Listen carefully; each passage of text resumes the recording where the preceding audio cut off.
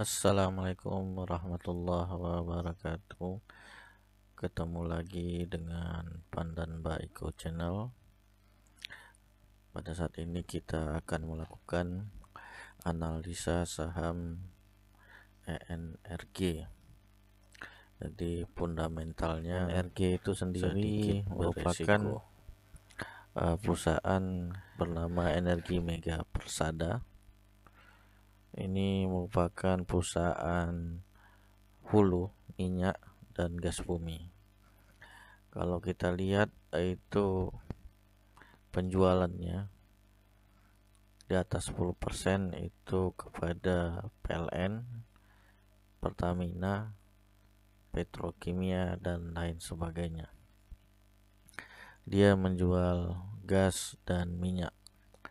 Kemudian komposisi pemilik sahamnya itu mayoritas 60% oleh masyarakat atau retail yang di bawah 5%. Kemudian saham pengendalinya Palburi Sekuritas, ini bagian dari grup Bakri ya. Kemudian Greenwich International, UBS Singapura, dan PT Eternal Capital. Jadi kalau dilihat dari produksi minyak berdasarkan bloknya itu yang saat ini masih produksi itu KKS Malaka Strait. Ini lokasi di Selat Malaka antara provinsi Riau Kepulauan ya dengan Singapura. Kalau dilihat ya di sini datanya malah mengalami kenaikan peningkatan produksi minyak di Selat Malaka. Yang lainnya relatif kecil, bahkan ada yang sudah dihapus ya. Ada TAC Gelam itu sampai 14 Mei 2017. Kemudian ONWJ juga sampai 17 Januari 2017. Kemudian produksi gasnya yang terbanyak tetap di Kagean, Malaka sedikit ya. Jadi nanti penghapusan aset-aset yang sudah tidak produksi lagi ini akan memberatkan keuangan dari si ENRG ini, sehingga laporan keuangannya menjadi rugi. Nanti kita bahas pada slide selanjutnya. Kemudian kita lihat asetnya dari tahun 2015 sampai kuartal ketiga 2020 itu mengalami pengurangan aset. Kita lihat. Nah, itu yang paling banyak itu berkurang aset lancarnya atau aset-aset keuangannya itu turun terus. Kemudian aset tidak lancar itu turun terus sampai kuartal 3 2020 dia meningkat karena ada investasi ya.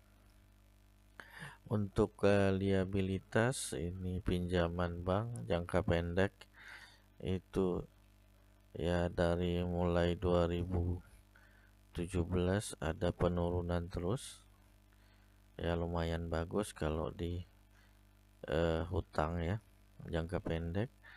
Jangka panjang juga sudah menurun. Kemudian debt equity rasionya ini ada dari 2017 itu puncaknya, dan 2016 DAR terbesar. Saat ini masih di 3,39, masih cukup besar dibandingkan ekuitasnya. Kalau kita lihat asetnya secara grafik seperti ini, aset lancarnya terus berkurang. Kemudian ini aset tidak lancarnya mulai stagnan di 2017, kemudian ada peningkatan di 2020. Nilainya dalam US dollar. Ini juga seperti yang dijelaskan pada tabel sebelumnya, untuk liabilitas atau hutang itu juga cenderung menurun ya. Kan ekuitas itu pernah sampai ke negatif, artinya di sini dia rugi sampai ekuitasnya minus di bawah 0. Ini udah sangat terpuruk di sini. Kemudian sudah meningkat kembali sampai 2020. Kemudian debt equity ratio tadi, ini yang di tabel tadi dalam bentuk grafik itu sangat besar di 2017. Ini dia negatif itu karena pendapatannya juga minus, labanya minus, sehingga DER-nya juga minus. Kalau kita lihat hutangnya cenderung berkurang ya, cenderung berkurang, artinya pelunasan dilakukan, peminjaman dikurangi.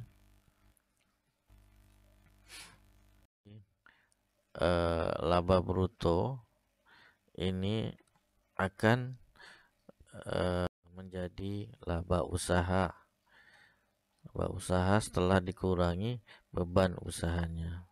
Beban usaha itu relatif kecil. Kalau kita lihat laba usahanya dari 2017 itu sudah mencapai 120 juta US dollar. 2019 itu tertinggi, hampir mendekati 140 juta US dollar untuk laba usaha. Ya, masih laba usaha. Masih ada beban yang lain. Bebannya apa? Kita lihat. Ternyata yang paling berdampak itu rugi penurunan nilai. Ini tahun 2015 ya. Ini belum diganti tadi, lupa ini. Rugi penurunan nilai itu sampai 200 juta US dollar tahun 2015. Sehingga laba usaha yang sedikit itu dibandingkan rugi yang begitu banyak, kemudian hutang yang banyak ya, pembayaran hutang itu sampai 50 juta US dollar dan setahun, maka labanya menjadi minus di tahun 2015.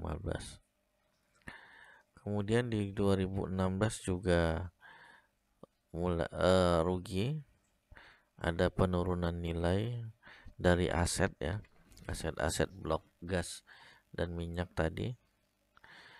Kemudian ada penghapusan aset minyak. Nah, yang tadi ada blok yang dihapus, itu satu blok itu dihapus sampai 130 juta US dollar. Beban bunga juga masih tinggi, sehingga labanya masih negatif di 2016.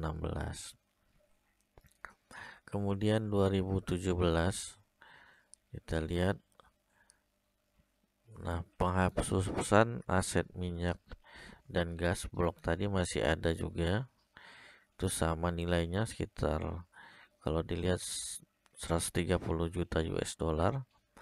Laba usahanya masih di 100 juta US dollar, sehingga di tahun 2017 itu masih minus ya labanya. Itu kalau dilihat beban keuangannya juga masih tinggi. Kemudian tahun 2018 dia sudah mulai untung karena tidak ada rugi penurunan nilai sama penghapusan aset. 2019 kita lihat ada rugi penurunan nilai itu di blok migas Malaka sehingga labanya tidak begitu besar walaupun dia meningkat. Nah, di kuartal ketiga tahun 2020, laba usahanya sebenarnya lebih rendah ya dari tahun 2019 kuartal 4. Akan tetapi kalau kita lihat rugi penurun nilainya itu masih kecil di kuartal 3 ya. Kita nggak tahu di kuartal 4 nilainya berapa, mudah-mudahan masih kecil ya. Kemudian beban keuangannya sudah mulai menurun sehingga dia sudah mulai laba di sini. Oke, jadi si energi ini mulai 2017 sampai 2020 itu sudah menghasilkan laba yang positif. Akan tetapi pada tahun-tahun sebelumnya itu labanya negatif, artinya rugi, dan itu menyebabkan ekuitasnya berkurang sehingga ya perusahaan tidak sehat. Kemudian kalau kita lihat bebannya itu dari tahun 2015 turun drastis hingga sekarang. Ini artinya ada perbaikan di sisi kinerja hutang ya oleh ENRG.